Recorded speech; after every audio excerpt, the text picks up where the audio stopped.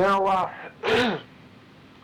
with regard to this mythology of the flood, in the Old Testament we have the flood presented as though it were the sudden result of the temper tantrum of a deity whose will is absolutely free and who is certainly not bound by any of this astrology or mathematics.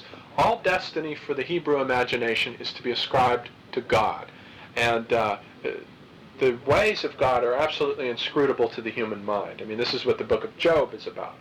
And so God is the source and author of destiny, and he is absolutely free in his will.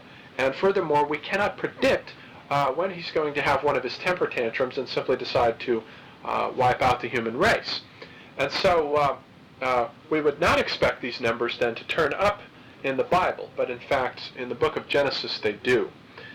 We are given 10 patriarchs from Adam to Noah, exactly as in the Babylonian king list. And if you calculate the ages that they were when they begat their offspring, Adam was 130 years old when he gave birth to Seth, and so on down to Noah, who was 600 years old when the flood came. The total of the numbers gives you 1,656 years. Well, it turns out that a German scholar figured out that there are 86,400 7-day weeks in that time period. So we know that the Hebrew scribes who came over with Ezra on his return from Babylon to reconstruct the temple in the 4th century BC brought these numbers with him. And he and his team of scribes who began to canonize the Bible inserted them in there. So we have, for the popular imagination, the exoteric imagination, the idea of a God whose will is inscrutable and unpredictable and ultimately mysterious. But to the priests who put this material together, there is hidden in there the esoteric, priestly, hidden dimension of an absolutely deterministic, mathematical number of the cosmic cycle, which goes clear back to ancient Babylon. And so here we have the idea of the apocalypse as a revelation. And these same numbers turn up again in the book of Revelation. You remember that the number of the beast, 666, 6 times 6 times 6 is 216,000, which is half of 432,000. So the numbers are worked in quite consistently by these priests. And these are the numbers for the initiates, for the esoteric initiates. The word apocalypse means to reveal, and the revelation was for the esoteric initiates in the inner circle to know about these things. So these numbers turn up then in the biblical tradition. Now, in the apocalyptic text of 1 Enoch, which along with the book of Daniel is one of the first of the apocalyptic texts. Now, apocalyptic literature proper spans the time period from 200 BC to about 100 AD, 150 AD, right in that time period. And the book of Enoch gives the whole mythology of the flood and what happens. We only have a couple of lines in the book of Genesis that deal with this, that talk about God's reasons for wiping man out, aside from the mathematical reasons, for the flood. And then we have this whole, we have one line regarding Enoch, who was the great-grandfather of Noah, where it just says that he was mysteriously taken up by God. Well, in 1 Enoch, in this apocalyptic text, we find out what Enoch saw when he was taken up by God. And we are given the scenario of God's reason for wiping man out, which is as follows in this apocalypse. A group of angels have fallen to the earth, and they have they have a desire to mate with the daughters of men, like the Greek gods used to get into trouble with their wives for doing. And so they descend down to the earth, and they mate with women, and they produce a monstrous species of half-divine, half-human, enormous giants called Nephilim. And these monsters go around sodomizing each other and sodomizing animals, and also fighting and eating humans and eating each other. And it is as a result of God's disgust for what has happened to his creation here that he decides that he wants to wipe it out. And so he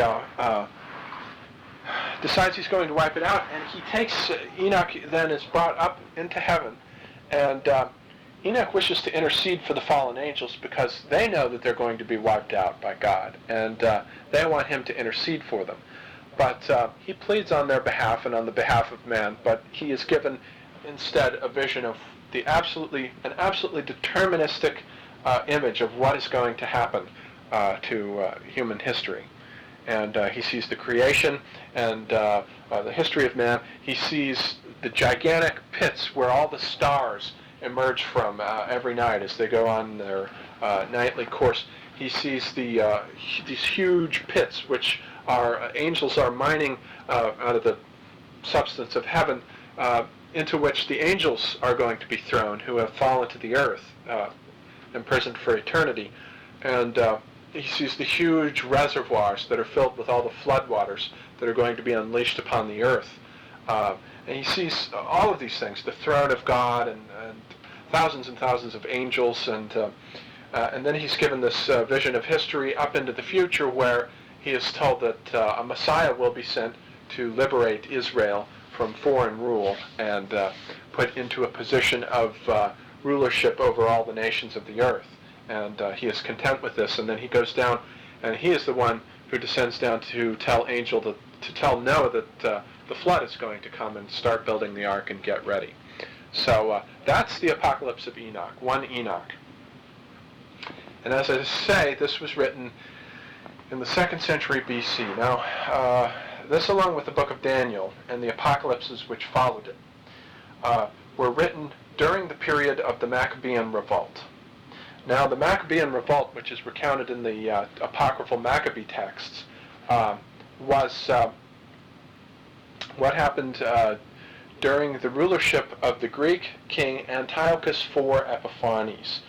He had gone on a number of campaigns. He had been fighting with Egypt, and on his way back from Egypt, he had stopped in Israel to plunder the taxes in the temple, to raid the treasury, to bring back money with him. So he had been mistreating the Jews for a long time. And at some point, he decided to forbid the traditions of Jewish worship because he had heard that the Jews might be planning a revolt against him. So he instituted in the temple the worship of Zeus, and all Jews would now have to go to the temple and sacrifice to this god Zeus. Well, that inflamed the zeal of at least one group called the Maccabees, and the old priest king, or the old priest, not a king at all, but Mattathias, when it came his turn to sacrifice, he simply refused to do so, and he killed the the Roman officer who was in charge of the sacrifices, and he took his sons and fled off into the hillside. And his primary son, Judas Maccabeus, then went around the perimeter of Judea, looting and burning and fighting all the other Jewish sects for control of Palestine. And in fact, the Maccabees did achieve the goal of liberating Judea from Hellenistic rule for a period of about 100 years. So they became an independent monarchy, and they received permission to make their own coinage and govern themselves as best they could and so forth. But it turned out that the Maccabees were none too popular with the populace. We are to imagine Judea at this time as being an absolutely volatile place filled with deep spiritual piety and utter hatred of the Romans and of the Greeks and of all Gentiles, and the hatred of Jews for each other. We have a bunch of different sects all warring for possession of the state of Judea. The temple priests, the Sadducees, who were more or less in collusion with the Maccabees. And their enemies, the Pharisees. We have the Zealots, who pledged themselves to assassinating anyone that they knew would be working in collusion with the Romans. We have the Sicarii, who were a kind of Jewish Yakuza, who carried daggers with them. And we have the Hasidim, and one group after the next. And So this was an enormously volatile period spiritually.